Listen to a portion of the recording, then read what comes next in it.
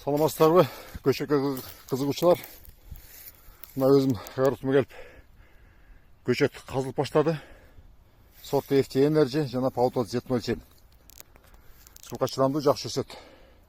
Только марынга, чаткалга, анан алайдын сары ташына өсөт дей албайм. Ал жер высоковарий, анда суугураак болуп калат. Башка областтарда жакшы өсүп атат. Бүгүн экинчи күн көчөт калып жатам. Свежий, карагыла. Биіктігі где-то 2 метрде болып қалады екен. Андай шығарамыз. Клиенттерге қандай жөнелтіледі. Чоң емес, кішінекей көчөттер жақсы өсет өзі. Чоңына қызықпағыла. Уже проверенный. Шул көчөттү қазып алабыздағы.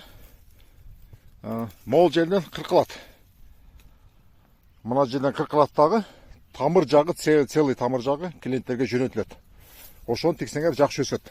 Тиккенден кийин 2-3 бутак чыгат. 2-3 бутактын бирөөнү калтырып, калганын алып коесуңар бир карыш өскөндө.